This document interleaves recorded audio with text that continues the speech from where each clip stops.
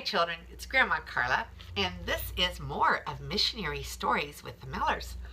And tonight I'm going to read The Tiger is Loose. And this is story 14, and The Tiger is Loose takes place in Peru. Okay, and Peru again is down here in South America, below the United States.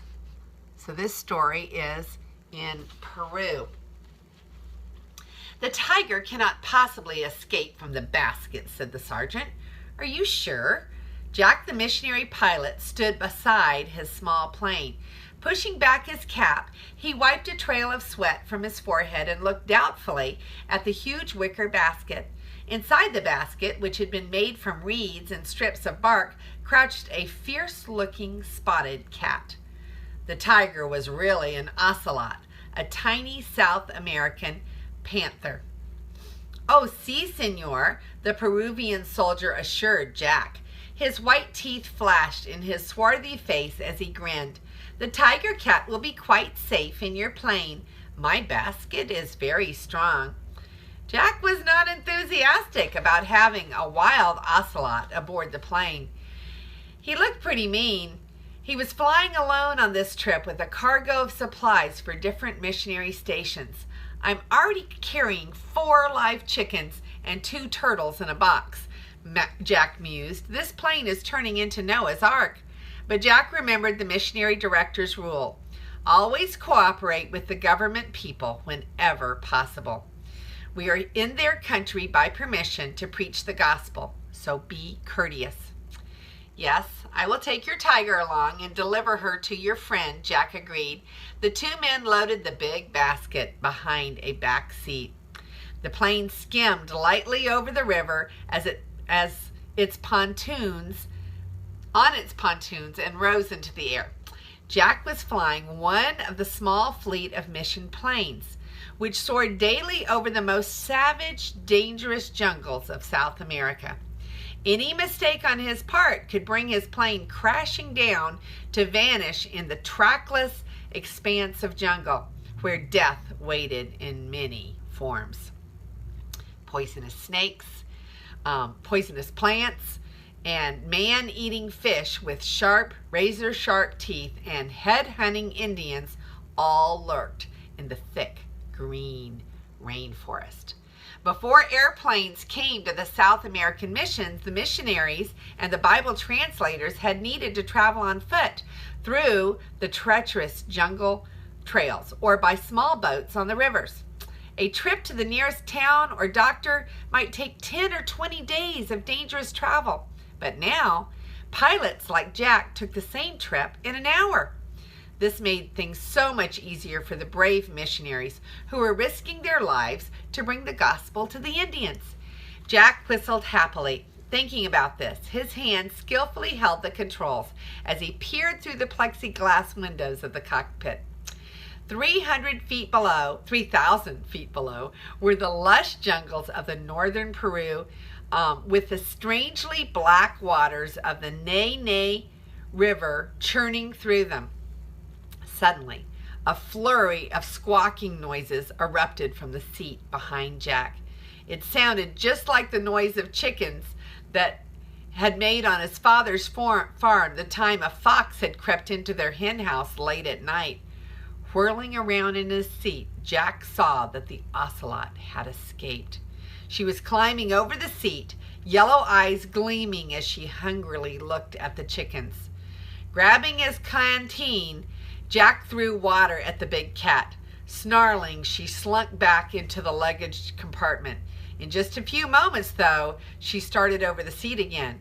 Frantic, the chickens flopped their wings and fought to free their feet from the vines that tied them together.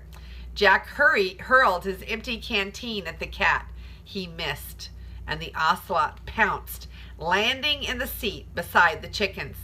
Snapping the weed vines around their feet, the panicked chickens exploded in all directions. Their wings beat against the windows, and in Jack's face, as the ocelot stood up on her hind legs, sharp claws swinging for a drumstick. Feathers flew everywhere. Jack forgot all about flying the airplane and began grabbing for chickens. but it was no use. The ocelot soon had a chicken trapped on the floor under Jack's seat, and he could hear its sharp teeth crunching on flesh and bones. The plane was 3,000 feet up in the air, and no help was near. What could Jack do? Would the ocelot be satisfied after her chicken dinner and sleep for a while? Or would she decide to hunt for more meat? Slash! One tawny foreleg, tipped with steely claws, shot out from under the seat toward Jack. For an instant, the ocelot's claws hooked into the pilot's pants and then tore free. Jack's pounding heart seemed to be squeezing the breath from his lungs. The tiger was hunting him. With all of his might, Jack kicked back at his enemy. She howled a blood-curdling cry of rage that filled the small plane. Lord, what shall I do? Help me find a place to land. Jack prayed desperately. Looking out the window, he spotted a small settlement by the river below. Jack rolled down the flaps of his plane and began to circle around for a landing. Kicking the cat with his heels every time she reached for his leg, he finally got the plane down to the water. A crowd of dark-skinned men appeared as Jack taxied the plane up to the bank. "Help!" he shouted out the window. "I have a loose tiger cat in here." A dozen men jumped onto the pontoons at the same time, all trying to see into the plane, which began to sink. "No!" cried Jack. "Not all at once!" The men jumped off again, and their leader sent for a coil of rope.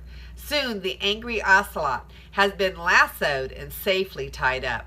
Sighing with relief, Jack thanked the Peruvians. "Oh, it is nothing," the leader smilingly told Jack. "We are just so glad you landed here. One of my men had a heart attack this morning and may die if we cannot get him to the hospital. Will you take him along to the city?" "Of course I will take him," Jack agreed. So the Lord had a purpose in allowing the tiger cat to break loose, Jack mused, as he helped lift the sick man into the airplane. God used a snarling ocelot and a scared pilot to get his plane to the right place and save this man's life. Less than 2 hours later, the sick man was safely in the hospital at Iquitos. The army officer had his ocelot, and Jack was on his way back to the mission at Yarencocha. And here's the historical note. Jack the pilot was Jack McGuckin of Wycliffe Bible Translators Jungle Aviation Service.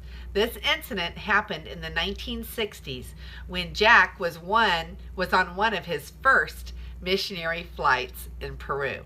So he was a fairly new pilot when this happened, and that is a really cool story, how God can even use some real surprises and scary moments to accomplish his purposes. So this is Grandma Carla, and I love you.